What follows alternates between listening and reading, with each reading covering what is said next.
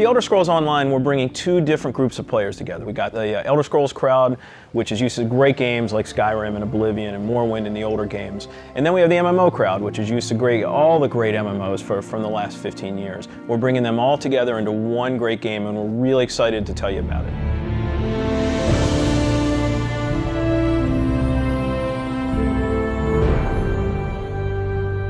Elder Scrolls Online, everything you need to know about it is right in the name. It's Elder Scrolls, but it's online.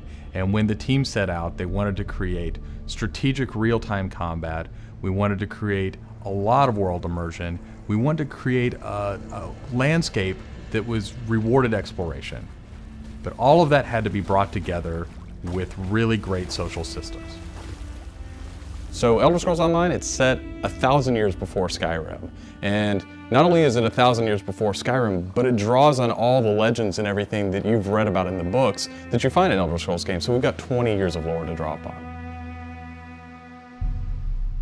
We made sure that Morrowind, Cyrodiil, and Skyrim feel like they do in Elder Scrolls 3, 4, and 5. The art style is right in line with those titles.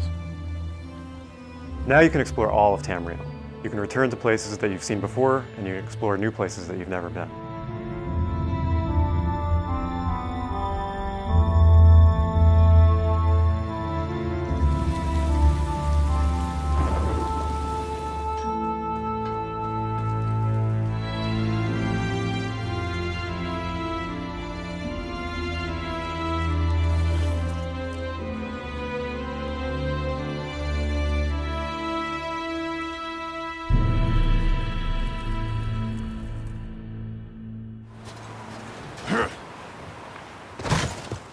This is an Elder Scrolls combat system.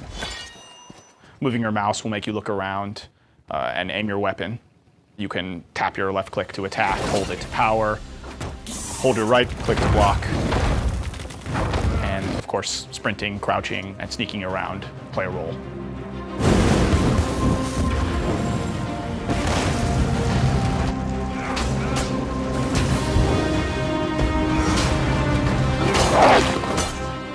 All of our characters are designed so that hundreds of them can be on screen at one time. You're going to have lots of customization options to make your character look unique. You'll find Dwarven armors, Daedric armors, Elven armors, basically all the types of armor styles and customization options that you expect from an Elder Scrolls game and the Elder Scrolls lore. By far the worst experience of any online game is at its launch, when you're trying to find your friends, you can't find people, you create a character on one shard, and then you find out everyone else is on another shard, and you have to move. That experience is not good. So we are not going to have shards. We have a technology we call Mega Server, where all players are on one server. So all your friends are right there, you just create a character, you click play, and you go. The game is smart about where to put you. It puts you in game spaces with your friends, with your guildmates. It's a way to be connected with everyone, and the game figures out where to put you. So with Elder Scrolls Online, one of the big things is that you'll be able to get together with your friends and overcome obstacles. So things like public dungeons, heroic dungeons, but most importantly, when you participate with your friends or even just with strangers, you're not competing for resources. You're all working together to overcome something, and you get equal credit for that. As a player, you're able to start off by picking one of 9 races. You'll be able to pick a class, so that's just the start though. From there, all of the choices you make with quests, all of the choices you make in which abilities you choose, which weapons you use, which armor you use, really help make your character stand out in the world.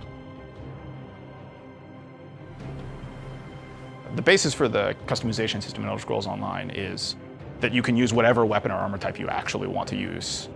You can play as a heavy armor character who's a tank with bow, or you can play as a mage who uses a two-handed weapon, or you can play as a sneaky guy who runs around healing people. The combination that you selected out of what armor type you use, what weapon type you use, and what class you use really creates a unique character experience for you.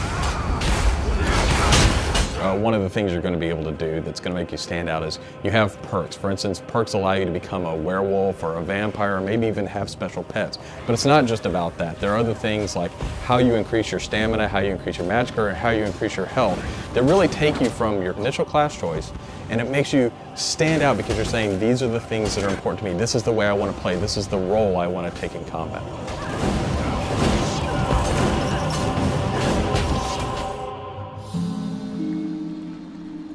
Questing in Elder Scrolls Online was built around a pretty simple concept, and that was that we wanted the player to explore. And we wanted, when the player explored, for them to be able to see something around a corner and say, oh, well, I was on this quest, but now I see something over there that's really interesting. And so they had this decision point of, you know, which thing do I do next? And that's really where we want the player to go. It's not what do I do next, it's which one of these things do I do next. The way a player finds quests in our game is really through exploration. As they wander around the world, we have an on-screen compass, and that really points out the areas of opportunity or points of interest to the player. When the player finds a point of interest in the world, this is really where all of our story content is. And they're an opportunity for the player to make a change in the world. And a really good example of that is there's a werewolf invasion. When the player gets there, they fend off the werewolf invasion, they save the town, and every time you come back to that village, you'll be remembered and thanked by the villagers. The werewolves will be gone just like you would have in Oblivion as the hero of Klatch. Once you hit level 50, that's really where the game opens up. At this point, you're going into Cyrodiil to PvP, or you're deciding you want to go on a heroic raid with your guild and your friends, or maybe you might go into an adventure zone, which is our way of getting you into a zone where you can play solo, you can play with a small group, or you can play with a really large group to overcome obstacles.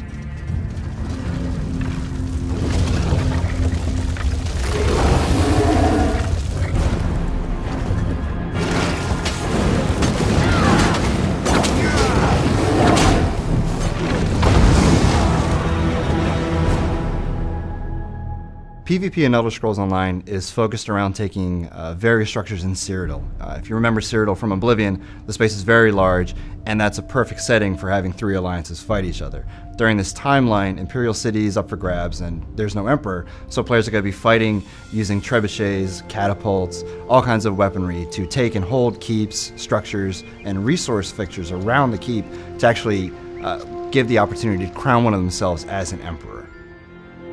It's really important to us that, PvP isn't just a veteran game. It's got to be something that people can do from the very beginning because you want to be comfortable in getting into this. So we make sure that everybody is on equal footing. So even at level 10, you can go into our PvP area and really have a great experience and a good time.